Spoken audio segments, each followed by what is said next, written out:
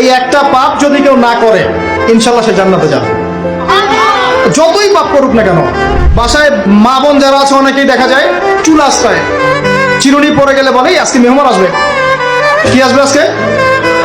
মেহমান আসবে আজকে বললেই সে বাসা থেকে বের হচ্ছেন, আপনার পাঞ্জাবিটা একটু আটকে গেছে, আপনার স্ত্রী বলছে একটু বসে যান, অমঙ্গল হতে পারে, বসেন। বাস মুশরিক, শিরক হয়ে গেল।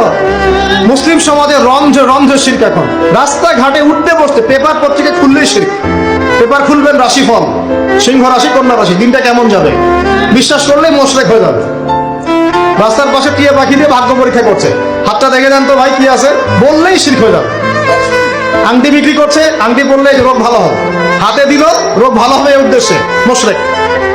হাতে দিয়েছে রোগ ভালো হবে, আমার ডায়াবেটিস ভালো হয়ে যাবে, বিসমিল্লাহ, ব্যাস মুশরিক, নাউজুবিল্লাহ। এই আকীদা নিয়ে পড়লেই মুশরিক। মুসলিম সমাজে অহরহ শিরক আছে। আর আবু জেহেলের যুগে কি ছিল ভাই? আবু জেহেলের যুগে অনেকদিন বলেছি মেজর 5টা সমস্যা ছিল। কয়টা?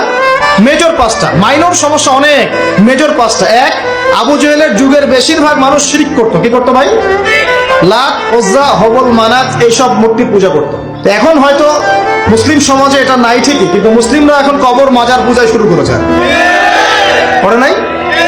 মুসলিমরাও এখন নেক্সট শুরুতে ধোকা খাচ্ছে। শিরক তো আমাদের সমাজে চলছে। শিরক কি হয় কেন আমি লেকচার দিয়েছি, দেখবেন মুসলিম সমাজে কত শিরক চলছে। আবু জেহেলের যুগে শিরক ছিল, এগুলো বলতে থাকলে এটা নিয়ে আলোচনা করতে হবে।